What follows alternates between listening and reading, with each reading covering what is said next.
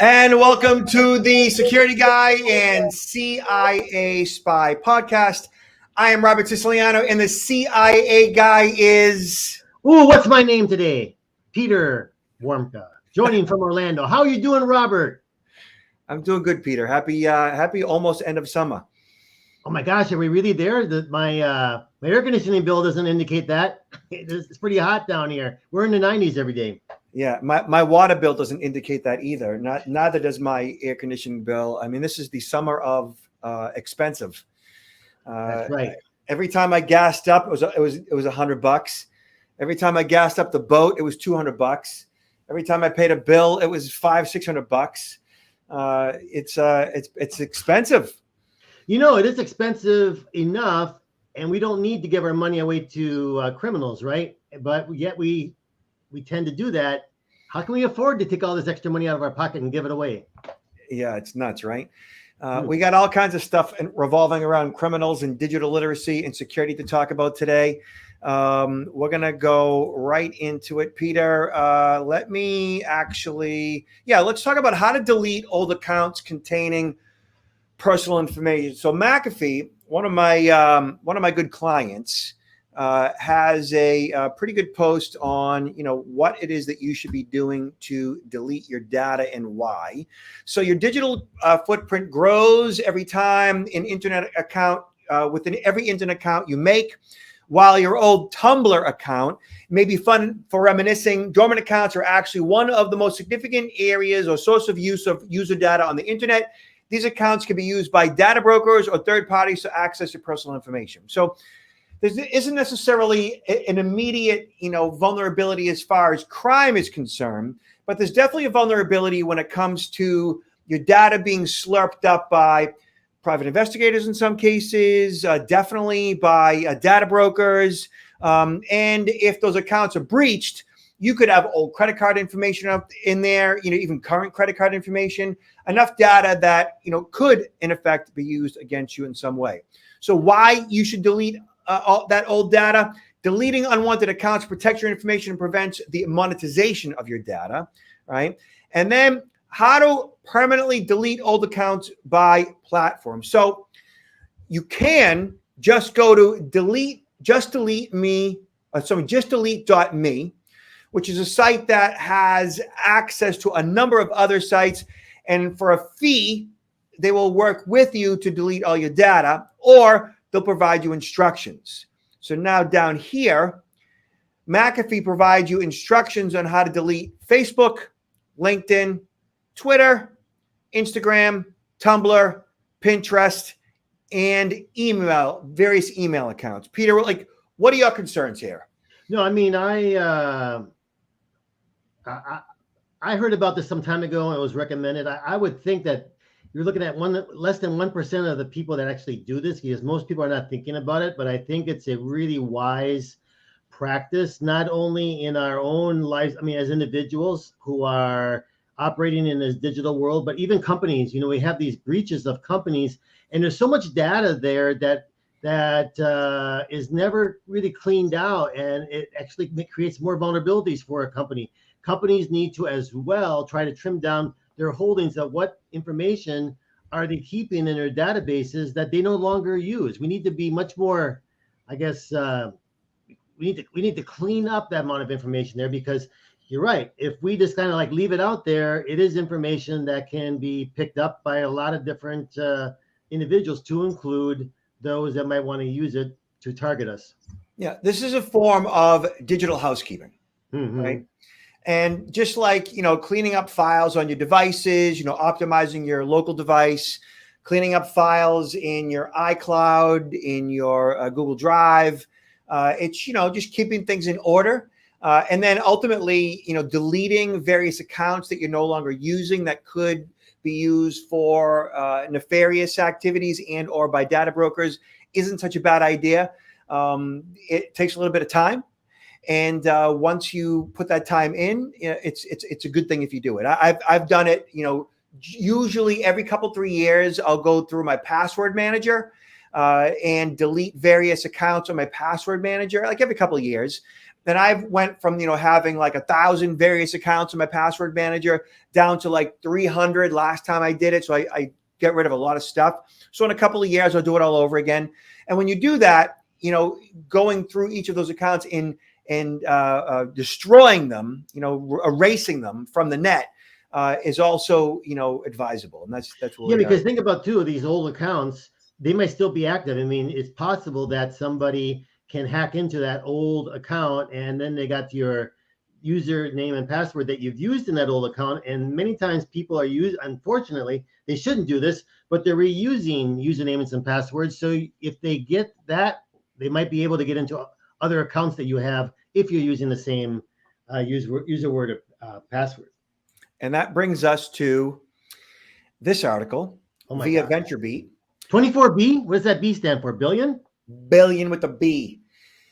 24 billion usernames and passwords available for sale in cyber criminal marketplaces. 24 billion. So on my own device, right here that I'm functioning from, I got a file, I had a folder. I have access to 25 million usernames and passcodes for various accounts. A file that I found on the dark web, the deep web. And at any given point in time, I could just grab somebody's username and somebody's passcode and often just log right into their Gmail account if I wanted to. Was that for sale or were you able to pick it up without having to pay anything? I didn't have to pay anything. How's that? I mean, how they were just providing it free? Yeah, that's what criminal hackers like to do. They like to share that data. They like to sell that data. They're nefarious by nature, some of them, and this is a game to them. So this particular article via VentureBeat talks about, hold on one second. Threat intelligence provider Digital Shadows has published new research that found more than 24 billion usernames and passcode combinations in circulation in various cyber criminal marketplaces, money in the dark web, the equivalent of nearly 4 for every person on the planet. Wow. This number represents, and think about it, think, and also think too that there are many on the planet that don't actually have access to the internet. This number represents 65% increase from the previous report from 2020. Within this data set, they say, they found that approximately 6.7 billion credentials had a unique username and password pairing, indicating that the credential combination was not duplicated across other databases. This was 1.7 billion more than Digital Shadows found in 2020, highlighting the rate of compromise across completely new credential combinations. The most common password, 123456, represented less than 0.5% of the total of the 6.7 billion unique credentials. The top 100 most common passwords represented 2.77, almost 3% of this number. Yeah, but you see, when you're doing that, you're pretty much, when you're using those passwords that are really are not providing you any level of security. It's kind of like leaving the doors of your car unlocked, right, with the key inside. Just take it, right? Yeah. You're making it just so easy for someone to get into your accounts. Unfortunately, 24 billion is a huge number, and I think we need to look at this as not something that you got some individual there that's slowly cutting and pasting these usernames or passwords. With AI today being automated, they can go through this information, incredibly fast by automating with automation tools and using this as targeting information. It's really scary. The automation tools that we are speaking of are called credential stuffing. Mm-hmm. Is the automated injection of stolen username and password pairs, credentials into website login forms in order to fraudulently gain access to user accounts. So there's software out there specifically for this purpose that does that. Mm-hmm. So think of, the top 100 of the top 1,000 websites: Expedia, Visa, MasterCard, American Express, the top banks, Bank of America, and then Gmail, Hotmail, AOL, PayPal, Venmo, right? You name it. AOL, I'm sorry, Amazon, eBay, Best Buy, and so on. Some of those accounts you may have two-factor authentication enabled. Many of them you may not. So at protectnowllc.com, we have a tool. So here we are right here. You scroll down, check if your email has been breached. Email checker, click on that. Right, and type in email address. We're going to type in ROBERTSICILIANO at gmail.com. And some of you are saying, oh, I can phish him. No, I'm not going to respond. I'm just not, So your email and possibly a password have been stolen in the following breaches. This could potentially lead to identity theft. So in February of 2018, a massive collection of almost 3,000 data breaches was found online, which included 80 million unique email addresses and associated passcodes. In September of 2014, a large data dump of 5 million usernames in a Bitcoin forum that apparently I'm on. Bitly in 2014, they had 9.3 million usernames and passcodes. Cafe Mom, Cove, Daily Motion, Discus, Dropbox. What else? Epic, Forbes, Photolog, GateHub, Gravatar, Last.fm. I mean, look at them all, right? Wow, a lot, right? So like a good 20, 30 of them, right? And then if you keep scrolling, LinkedIn, which many of you are aware of this particular breach in 2016, 164 million email addresses and associated passcodes for logins for LinkedIn. So I, like everybody else, was a part of that data breach, okay?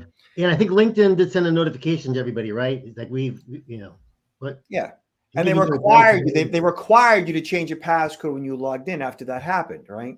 Mm-hmm. But like you said, if you're using the same passcode for LinkedIn as you are for any other account, even the passcode that you changed, LinkedIn might be updated, but the passcode that you changed might still be the same passcode that you use for your Gmail account.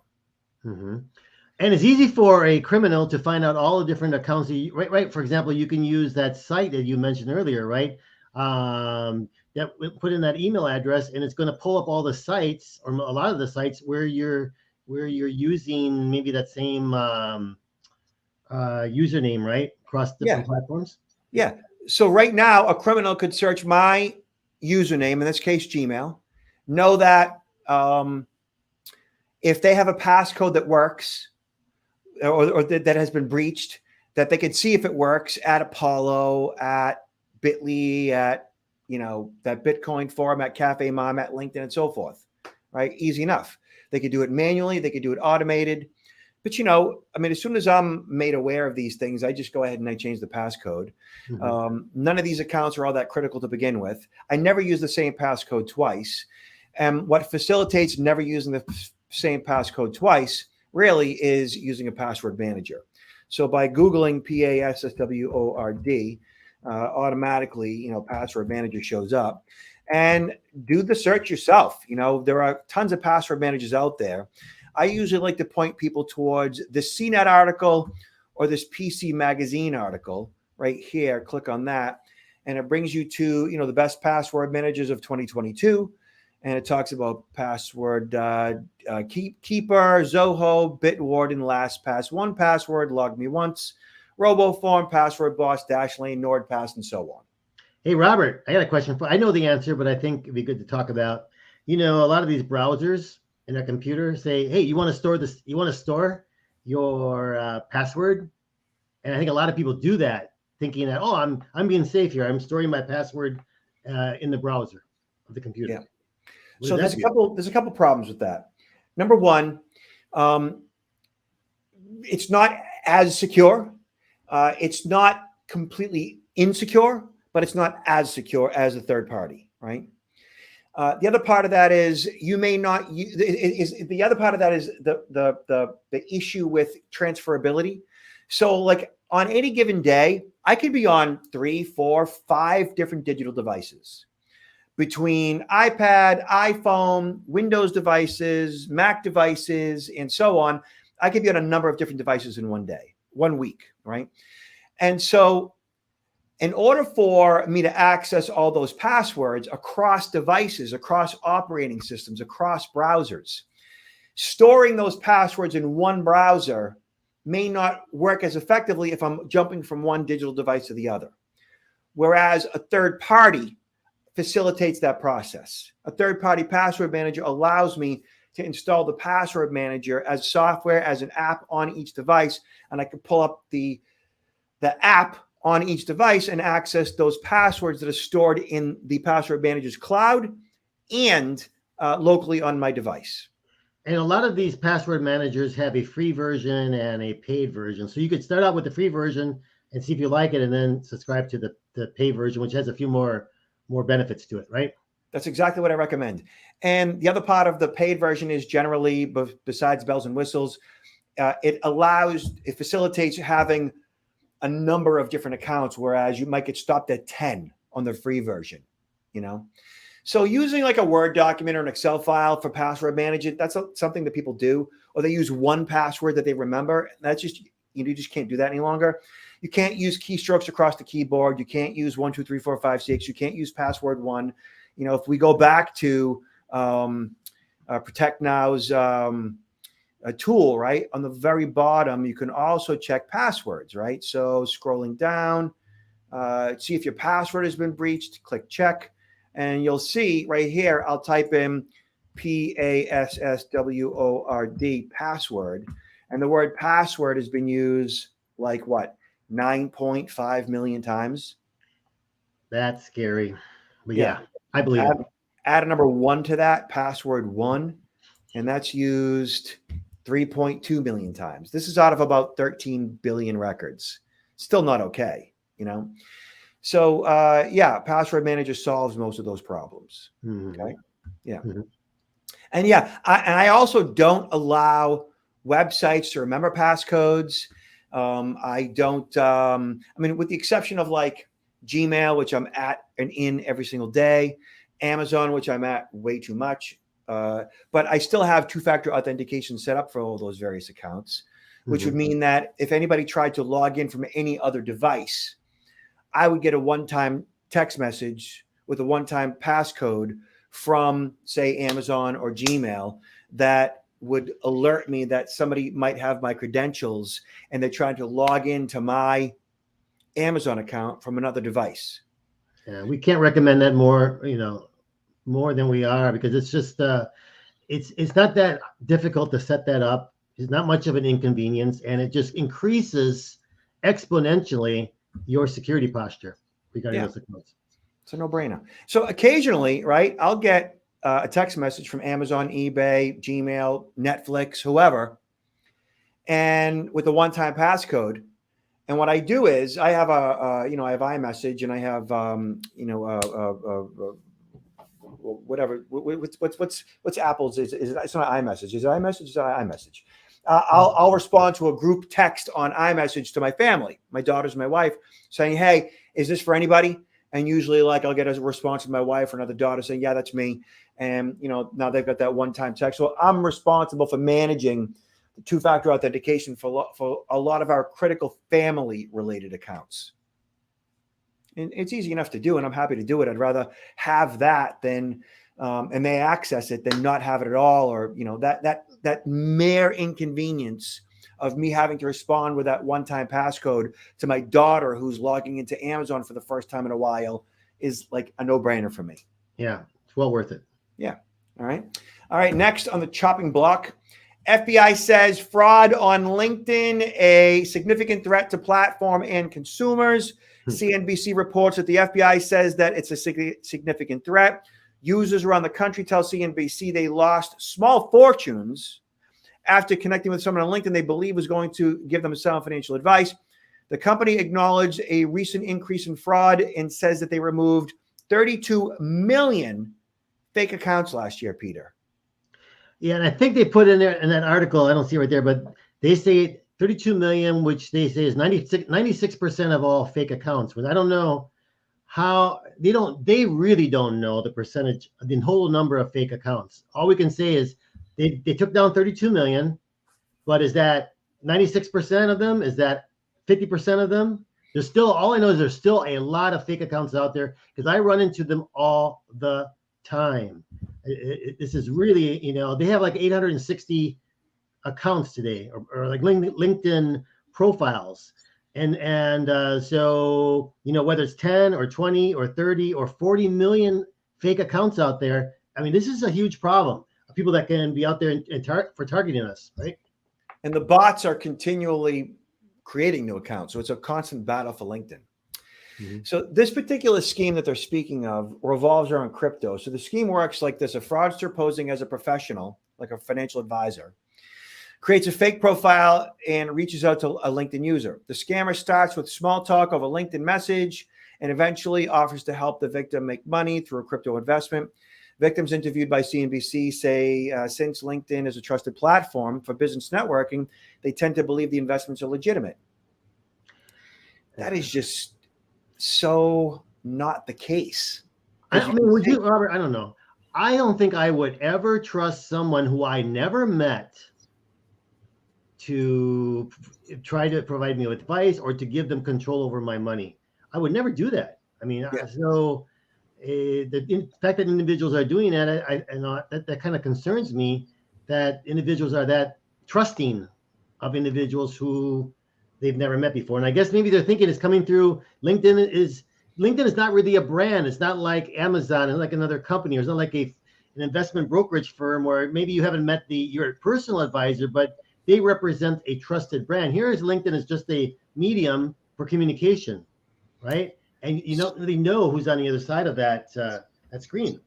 The problem, as you know, Peter, is that the platform itself is generally considered trustworthy. Like Facebook itself is generally considered trustworthy. Like Amazon itself is generally considered trustworthy because, we're on it. We do business with it. We have our information there. And then on top of that, people in general are generally trustworthy. Okay. So from my own research, all the years of just studying people and just in research periodicals and so forth, I've come up with, it's about 1.5, it's guaranteed 1.5 of all human beings on the planet are sociopaths, psychopaths, some form of antisocial personality disorder. They don't have any form of empathy, sympathy, remorse, or sense of guilt. Okay. 1.5 guaranteed come out of their mama, not trustworthy at all, to about 3%. So between 1.5 to 3% of all human beings are just not trustworthy at all. At all. From their mama. They're just bad seeds. That means that 97% of people, right, on the low end, and 98.5% of people on the high end are just trustworthy. Okay. Keeping in mind that most people at some level have lied at one point in their life for one reason or the other. Okay. To save face, to hurt somebody, to avoid, detection that they cheated on a spouse or whoever, right? So most people lie. Lying is a normal thing that is obviously frowned upon, but we do it. But those people that are just looking at LinkedIn and saying, oh, that person who's offering some type of financial advice, I generally should trust them. There's usually some type of a ruse behind it that makes them even more trustworthy. And that could be that they are friends or connected to other colleagues of yours. It could be that they offered you something of monetary value that you consumed from them, like a free percentage of a Bitcoin, that you were like, well, if they're going to give me like a free Ethereum or whatever, or a percentage of Ethereum, they must be trustworthy. And they might have got that free coin from stealing it from somebody else. Mm-hmm. And that makes the ruse all that much more enticing, or the victim that much more vulnerable or gullible to that particular scam. I mean, many people maybe think that LinkedIn, like other platforms, they'll do vetting of an individual before they allow them to establish an account. But LinkedIn is very, very limited on what they do. They're going to see with their algorithms if you are logging in from the location where you say you are established. I mean, but that you can easily circumvent those things. And once you establish an account, they're pretty much good to go unless someone reports you. I mean, just because someone has an account set up on LinkedIn, it does not mean that they've been vetted. Just because they say that they work for a particular firm, those firms are not out there vetting whether or not people that put their names on LinkedIn as being employees, they're not vetting that either. So pretty much someone who's very skillful in deception can easily establish their profile and have a great story, right? And they may talk a good talk, and we just, even as you mentioned, Robert, they might have in their network people that belong to your network, but that doesn't mean anything either, because so many people will accept a connection request even if they don't know the person. So don't go by how many connections you have in common. That really doesn't, if you have a doubt, call one of those connections in common and say, listen, how well do you know this person? Yeah. They say, who? Right. So right now, I could set up a profile right now on LinkedIn saying that I'm an employee of Fidelity Investments right now. Yeah. Yeah. And Fidelity Investments doesn't police that. No. LinkedIn doesn't police that. No. And as soon as I set up a profile that says I am an employee of Fidelity Investments, LinkedIn turns around and offers up all of these Fidelity Investment employees that I should connect with. Yeah. they make it easy, right? They do make it easy. And then from there, I just start connecting with Fidelity Investment employees to legitimize my presence on LinkedIn as a scammer or as a Fidelity Investment employee. It's that easy. Mm-hmm. So, Peter, before I forget, I've been told by one of our admins that I need to tell people at the beginning and towards the end of the pod broadcast to tell people to subscribe. Mm-hmm. Mm-hmm. So wherever it is, down here or up there or over there, wherever, can you please hit that subscribe button? Audience members, please do that like right now so that Dominica will stop yelling at me to tell you to subscribe. Could you just subscribe, please? Like right now. Thank you very much. I appreciate you doing that. Whatever platform you're on, YouTube, Anchor, Apple Podcasts, whatever you're on, please hit that subscribe button so that, we can increase our numbers. And I think we're at like 25 pod broadcasts, Peter. I think we're at 25. Wow. Yeah, it's moving along quite well. I'm enjoying this, and hopefully the audience also is getting some good tips out of what we discussed, and we can entertain at the same time, right? Yeah. So, Peter, what are you up to these days? What do you want people to be aware of? Well, I'm actually working on some quite intense projects, training programs, and I'm going to be starting next month on the road, giving quite a few presentations, keynote presentations at conferences, and an extension of what I have already spoken about, or what I do speak about, but a new dimension. I'm going to talk a lot about deepfake technology, and especially how deepfake technology can be used for deception in social engineering attacks. So we'll probably, we can maybe dedicate a future podcast on deepfakes. I think it'd be quite interesting, Robert. So check out Peter's website at counterintelligence-institute.com. Check out his best-selling book, and check out his security awareness training. You could see, of course, me and my team at protectnowllc.com. We are, providing e-learning and on-site. Just like you, Peter, September and October are really busy months for me, which I'm grateful for. I'm on the road probably about 3/4, if not more, of September and about 2/3 of October. And then things will calm down a little bit around Thanksgiving. So, last words, Peter? Well, be safe. Look out for each other. And subscribe. Thank you so much, Peter. Yes, of course.